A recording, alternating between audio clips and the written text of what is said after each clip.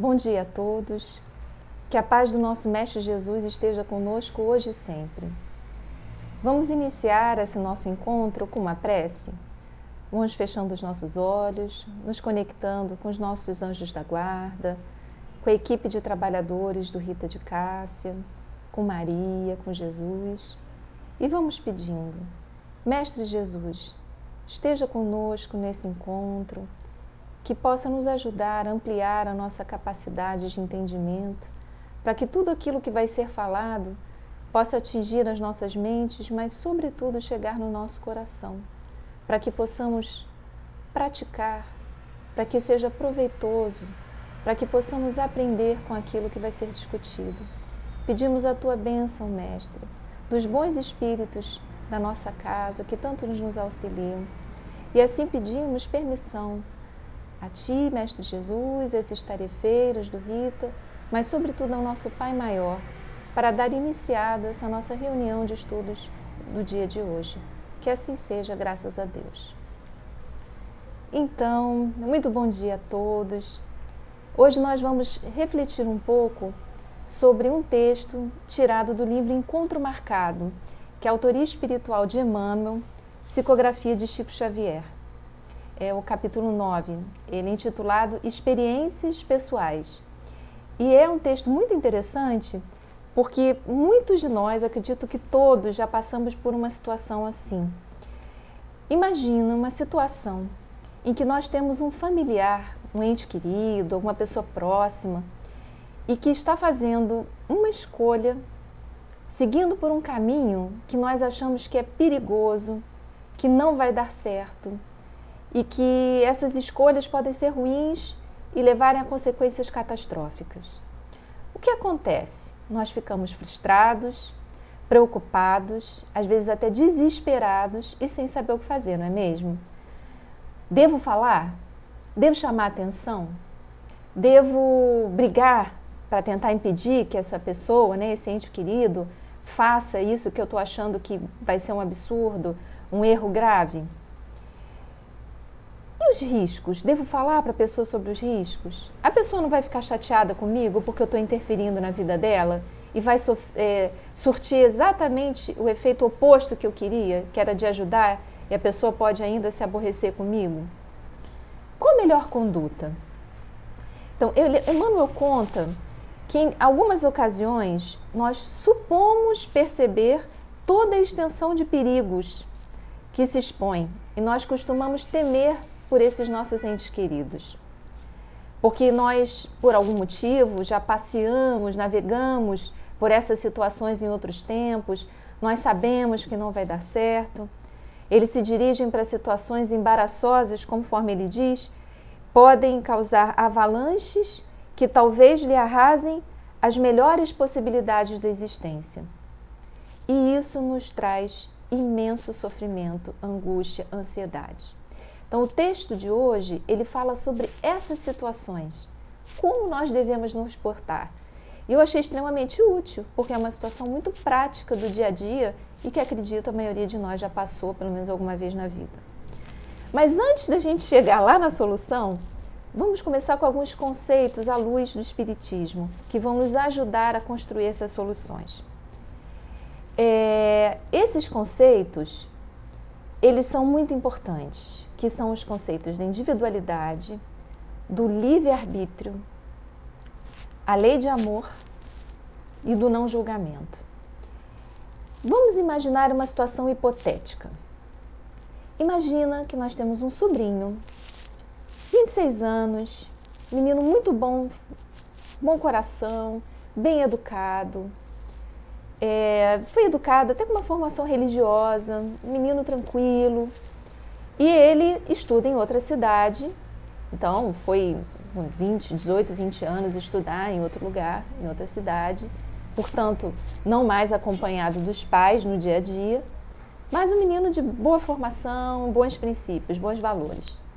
Aí um dia, no almoço de família, você está caminhando com ele depois do almoço, e aí ele chega: "Ih, tia, tá com um problemão.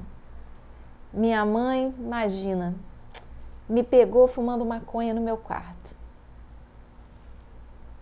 Pois é, a gente brigou, tá uma situação horrível, mas tia, na minha geração isso é normal. Todo mundo fuma. E assim, eu não sou viciado. É só para relaxar, quando eu tô com amigos. E agora minha mãe tá enchendo o saco, não sei o que eu faço, tia. Uma situação muito chata. Isso é uma situação problemática e muito plausível, né? Talvez alguns se identifiquem. Uma outra situação, e a gente vai voltar a essas situações no final, depois que a gente tiver discutido à luz do texto. Você tem um irmão mais novo, e esse irmão, casado, tem 2 filhos, e ele juntou todas as suas economias porque ele tem um sonho. O sonho dele é abrir uma livraria. Ele tem o sonho de fazer aquela livraria top, com acolhedora, que as pessoas venham, passem uma experiência agradável, só que aqui no Brasil. E você sabe que livraria no Brasil é uma coisa complicada. Você tem as grandes redes, os brasileiros não têm o hábito de leitura, como por exemplo os europeus, e você está morrendo de medo dele pegar todas as suas economias, que ele juntou durante uma vida inteira, investir nessa livraria, dá errado, ele perder tudo. Por quê? Porque ele não tem um plano B e ele tem uma família para sustentar. Então você está extremamente ansiosa, você não sabe como auxiliar esse seu irmão. Então vamos voltar a essas 2 situações no final para a gente ver formas, sugestões de como a gente poderia lidar com elas. Então voltando àqueles conceitos que nós íamos falar no início, o primeiro conceito que eu gostaria de trabalhar era o da individualidade do espírito. Nós sabemos, no Livro dos Espíritos, nos é dito que Deus criou todos espíritos simples e ignorantes, que Ele está sempre criando. Esses espíritos que somos nós, eles vão, através das experiências que eles vão vivendo na carne, em sucessivas encarnações, eles vão fazendo aprendizados. Às vezes erram, às vezes acertam, mas pela lei de progresso, que é uma lei natural, uma lei divina, o homem sempre vai aprendendo, ele vai evoluindo, ele tem uma jornada evolutiva. E esse aprendizado, ele é intelectual, em conhecimento, e moral, em qualidades, né, da alma, virtudes. Ele não nasce pronto. Nós somos uma construção, que nem as pessoas falam e é verdade. Mas o que eu queria ressaltar daí é a questão da individualidade. Todos nós somos únicos. Apesar de termos sido criados simples e ignorantes, cada um de nós é único. E como as experiências são individuais e pessoais, como é o título do nosso texto, nós vamos juntando uma bagagem ao longo das nossas sucessivas encarnações e o que nós aprendemos no plano espiritual também, onde nós estamos, passamos por uma série de experiências. Essas experiências e esses aprendizados, eles não se perdem. Eles ficam fixados no espírito. Eles estão lá na nossa consciência profunda. Então, quando nós reencarnamos, algumas dessas questões, elas estão muito fortes, porque elas são necessárias para essa encarnação, e nós nos lembramos delas. Outras estão dormentes, potenciais, porque também pela misericórdia divina, se nós nos lembrássemos de tudo que vivemos, que passamos, inclusive coisas que fizemos que não foram muito acertadas, nós íamos sofrer muito, ia prejudicar a nossa encarnação. Então, com esse esquecimento do passado, que é pela misericórdia divina mesmo, né? Maravilhoso, nós não lembrarmos de tudo. Nós sabemos que todos os nossos aprendizados, eles ficam conosco, eles são a nossa bagagem espiritual. Então imagina, pessoas que passam por N situações, ao longo de N encarnações diferentes, elas são diferentes. Ninguém é igual a ninguém. Cada um é cada um, como diz o dito popular. Então nós temos que respeitar, é isso que Emmanuel chama a atenção, que cada um de nós é um mundo em si, porque o Criador, que é Deus, nos dotou a cada um com características individuais inconfundíveis. Assim, emoções e pensamentos variam de pessoa a pessoa, tanto quanto as digitais. Então, o que eu vivi pode não ser a mesma coisa, ter a mesma repercussão, o mesmo impacto, ser a mesma experiência de uma outra pessoa. Porque ela traz experiências não só dessa vida atual, como de vidas passadas. E aí, eu achei muito interessante quando ele falou isso, eu vou usar as palavras de Emmanuel, ele diz assim: alguns caminhos que nos fizeram menos felizes em outra época serão provavelmente os mais adequados à edificação da vitória espiritual sonhada pelos entes que amamos. Aí eu parei para pensar o que ele quer dizer com isso, né? Às vezes, essa experiência que ele vai passar, que pode até ser uma experiência sofrida, não necessariamente vai ser uma experiência feliz, alegre, pode ser muito importante para a edificação desse espírito, diferente de experiências que nós passamos. Então, porque nós vivemos uma circunstância, nós não sabemos se isso vai ser ruim, necessariamente ruim, para aquela pessoa que nós amamos. Não tem como saber. É isso que Emmanuel chama bastante atenção. Experiências que foram negativas para nós podem não ser experiências negativas para outra pessoa. Ele comenta que as circunstâncias que rodeiam os nossos entes queridos podem não ser idênticas às nossas. Nós achamos que é, porque às vezes ficamos até traumatizados. Mas, às vezes, os nossos entes queridos são mais fortes, mais vigorosos, eles podem responder, passar por essa experiência de uma forma diferente que nós passamos. Então, esse é o primeiro ponto, a individualidade do espírito e que essa experiência ela é pessoal. O outro ponto que eu queria abordar, para nós chegarmos lá nas nossas soluções, é o livre-arbítrio. No Livro dos Espíritos, nós aprendemos também que esses espíritos, né, simples e ignorantes, eles são dotados da capacidade de fazer escolhas, que é o livre-arbítrio. Óbvio que quanto menos evoluídos, menos capacidade eles têm de fazer escolhas. Algumas coisas não são tão livre-arbítrio assim. Mas à medida que nós vamos progredindo, nós vamos fazendo escolhas, acertando e errando. E isso está dentro de uma outra lei, que é a lei de ação e reação.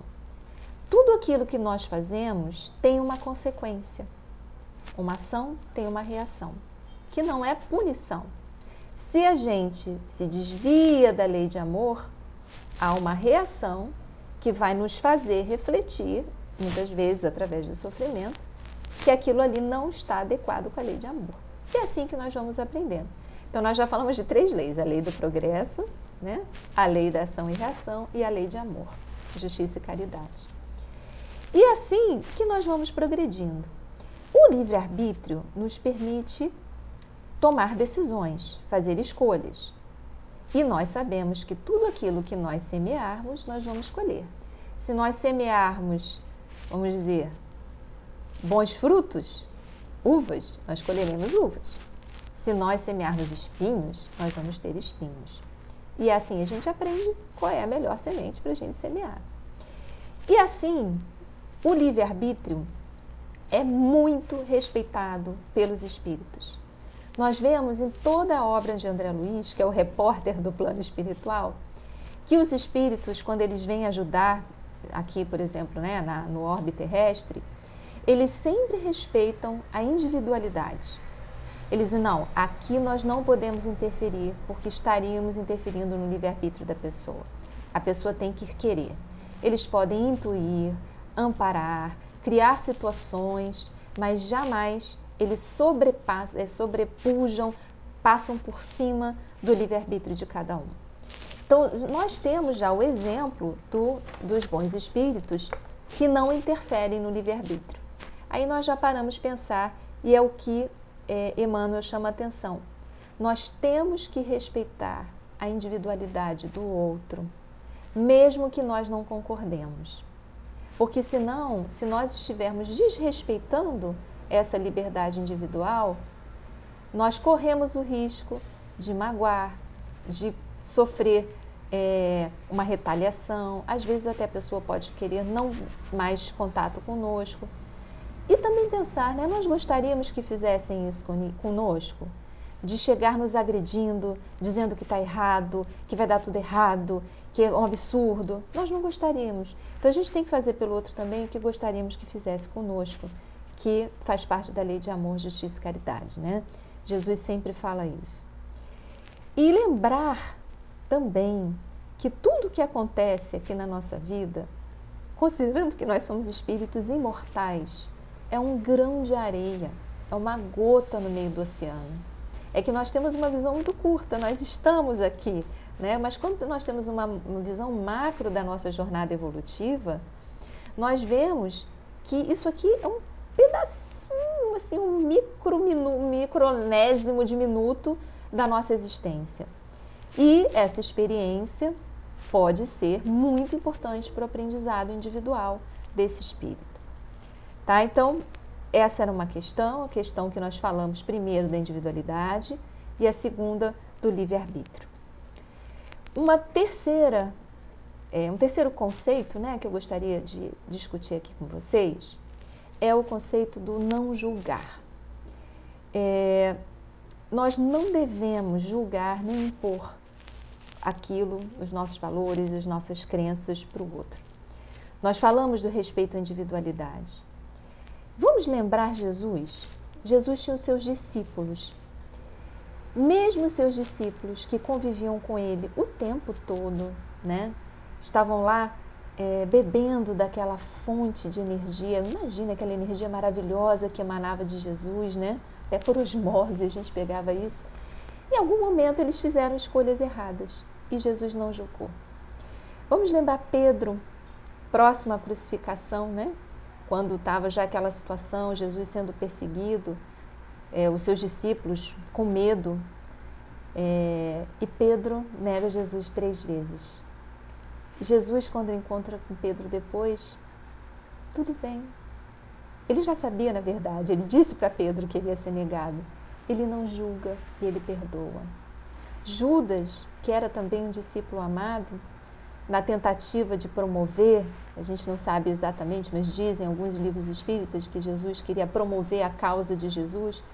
Então ele traz Jesus, ele entrega Jesus para o Sinédrio, até achando que ele seria absolvido lá pelo povo, mas enfim, deu tudo errado e ele acaba que se arrepende profundamente. Jesus o perdoou, porque Jesus sabe que ele não fez aquilo por maldade.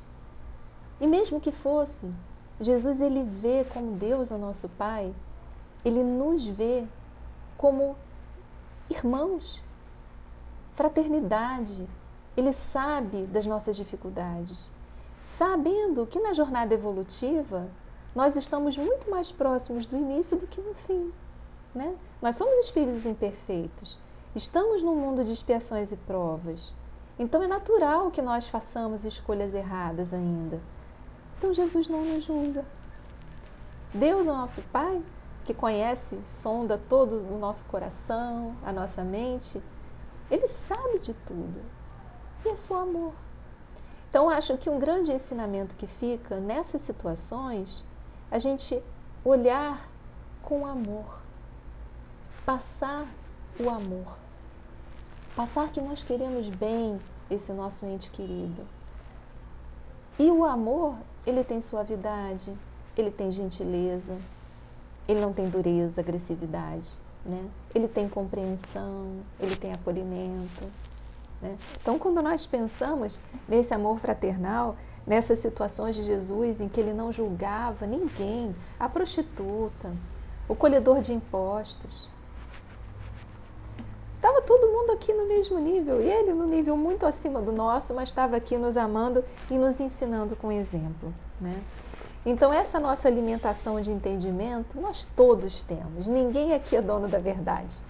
Nós podemos achar que sabemos porque passamos por uma situação semelhante, mas quem somos nós?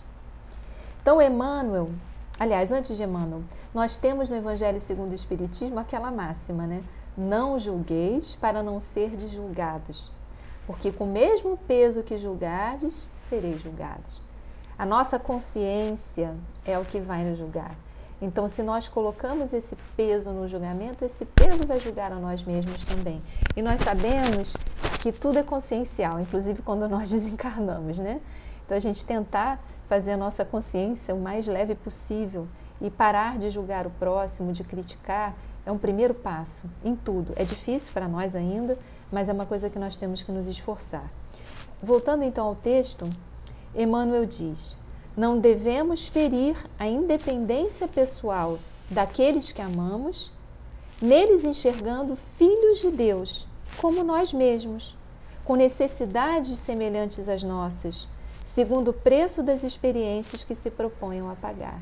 É aquilo que nós falamos, a jornada evolutiva de cada um. Nós respeitarmos essa jornada, essa individualidade, essas escolhas, mas, sobretudo, com muito amor. E aí é que eu acho muito legal, que é o último parágrafozinho do texto, mas que traz uma proposta de como lidar com essa situação. Ele diz assim: podemos usar a oração e a boa palavra.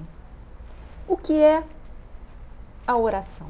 A oração é mais fácil, né? Nós sabemos, não é repetir palavras. A oração é um recurso muito poderoso. Quando nós paramos, geralmente em silêncio, né? Sozinhos, com nós mesmos, nós nos conectamos com o plano espiritual, nós nos acalmamos, nós vamos propagar o nosso pensamento, nós vamos colocar uma intenção no nosso pensamento. E quanto mais conectados, quanto maior essa real intenção sincera, essas ondas vibratórias que são o nosso pensamento, porque são ondas, são matéria, nós não vemos, mas ele se propaga. A gente não vê o som e o som se propaga, né? Ela vai se propagar no fluido do cósmico universal a longas distâncias. Nós sabemos também, na literatura espírita, que existem espíritos incumbidos de receber essas orações. E eles são extremamente organizados no plano espiritual, né? Quando nós oramos por outros, podemos orar por nós mesmos, podemos pedir por outros, encarnados ou desencarnados, podemos fazer orações de gratidão e orações de louvor. Mas vamos falar especificamente quando nós pedimos. Nós lemos no Evangelho segundo o Espiritismo que orar pelos desencarnados é muito importante, por exemplo, que eles sentem como eflúvios, como sensações agradáveis, que tranquilizam, que fazem bem. Nós somos exortados, estimulados a orar, né, pelos outros, pelas pessoas que estão em necessidade. Então, quando nós estamos orando pelos nossos entes queridos, nós estamos pedindo para que os bons espíritos os encaminhem, os auxiliem, os intuam, para que eles possam fazer as melhores escolhas. Então, podemos colocar lá na nossa listinha: eu vou começar a orar todo dia por esse meu ente querido, para que ele consiga fazer a melhor escolha, que para mim parece uma escolha ruim, mas eu vou orar por ele, eu vou pedir por ele. E assim, o que acontece, né, que nós vemos? Os bons espíritos, eles vão se aproximar desse nosso ente querido, tentar, num momento de brecha, intuir uma boa ideia, intuir para que ele procure alguém, para que ele faça uma determinada pesquisa, alguma coisa que ele não tinha pensado. E o próprio Emmanuel fala, às vezes é através de uma outra pessoa que ele vai receber essa orientação, que não nós mesmos. E assim, certas criaturas que nos parecem menos simpáticas serão possivelmente as mais capazes de resolver-lhes os problemas que talvez, sem o concurso dessas mesmas criaturas, permanecessem indefinidamente insolúveis. Então, nós orando por eles, alguém que de repente você menos imagina pode chegar e ajudar o seu ente querido e falar aquela palavra, aquela coisa que você queria dizer e não sabia exatamente como. Então, pode ser uma intuição direta, como pode ser através de outros ou de determinadas circunstâncias. Agora, lembrando, óbvio, se o espírito ele estiver completamente fechado, ele pode não querer ouvir, é o livre-arbítrio. Mas aí também essa experiência pode até não ser ruim para ele, ou se for ruim, trouxer sofrimento, ela pode servir de aprendizado. Então, isso são questões muito importantes. E, por fim, ele fala que nós usemos a boa palavra. O que é a boa palavra? É uma palavra útil, é uma palavra bem usada, é uma palavra que encoraja, que acolhe, que apoia, que tranquiliza, que é gentil, que ajuda a pessoa a trabalhar, a lutar, a vencer. Então, nós temos a oração e nós temos a boa palavra. Vamos pensar, será que nós usamos a boa palavra tanto quanto podemos? Porque é diferente, né? Quando a gente chega para alguém e a gente fala com carinho, com amor, tem um efeito diferente. A pessoa pode até não querer fazer, mas ela vai parar para refletir. Diferente da gente chegar com aquela vibração dura, né? De crítica. Isso está de acordo com a lei de amor, justiça e caridade. Então, isso está de acordo com os ensinamentos de Jesus, né? O respeito à individualidade, o respeito ao livre-arbítrio, o não julgamento e agora a boa palavra e o recurso da oração. Nós não podemos nunca ser donos da verdade. É a pior atitude que a gente pode ter, porque a gente vai afastar a pessoa da gente. E a gente lembrar, né, daquela máxima do Espiritismo que todo mundo aprende, né? O BIP, benevolência, indulgência e perdão. Então, a benevolência de querer o bem do outro. A indulgência, que é de relevar aquilo. Às vezes essa pessoa pode chegar para a gente com algumas pedras, porque ela já está na defensiva. Deixa para lá, releva, faz vista grossa, perdoa, né? Então, essa boa palavra, bem usada, ela está totalmente alinhada com a lei de amor, e justiça e caridade, né? E assim, já falamos sobre tudo isso, vamos voltar aos nossos casos do início. Primeiro vamos ao caso do sobrinho, né? Então, uma ideia. Seu sobrinho virou, falou para você, deu ruim, minha mãe me pegou e agora está uma situação. Em vez de você chegar para ele, mas ela está certa, é um absurdo, porque você sabe que as drogas levam ao... Nós sabemos isso. Uma outra possibilidade é você usar a boa palavra e você dizer, puxa, fulano, que situação. Olha, eu pessoalmente, aí você fala que é você, não, está entrando no outro, é a sua experiência. Eu nunca usei, não, particularmente não gosto de nada que me tira do meu pleno controle, nada que exerce na minha química cerebral, que eu não saiba exatamente o que está acontecendo. E a gente sabe, inclusive, que algumas pessoas podem não ir bem. Mas você, eu confio em você. Você tem uma boa formação, você é um bom menino, com bons valores. E você, acredito que você tem discernimento para saber se aquilo vai estar te fazendo bem ou não. Mas olha, se você sentir por algum motivo que você não está sabendo, não está conseguindo saber, discernir se está bom, se não está, se está legal ou não, conta comigo. Eu vou estar aqui para te ajudar sempre, porque eu te amo muito. Eu sempre vou estar aqui para você. Mas eu tenho certeza, vai tudo. Agora, tem paciência com a sua mãe, tenta resolver isso da sua melhor forma, tenta respeitá-la, porque lembra, ela é de uma outra geração, na geração dela isso não era certo. Eu não estou dizendo que seja ou que não seja, mas na cabecinha dela não é. Então a gente está na casa dela, a gente tem que respeitar ela, você não concorda? Se não fosse na sua casa, você não gostaria que te respeitasse? Então a gente está passando para a pessoa também a responsabilidade. Ele quer ser respeitado, mas ele também tem que respeitar. Mas isso com muita gentileza. E falamos do assunto com naturalidade. Você se colocou à disposição, você colocou a sua opinião sem machucar, sem ferir. E se ele tiver algum problema, pode ser até que ele não vai procurar a mãe, que ele vai te procurar para ajudar. caso a coisa não vá bem, né? E, obviamente, você ficar atento a sinais e tal. A outra situação, que era uma situação financeira, que não é uma situação de saúde, de vício, né? Mesma coisa.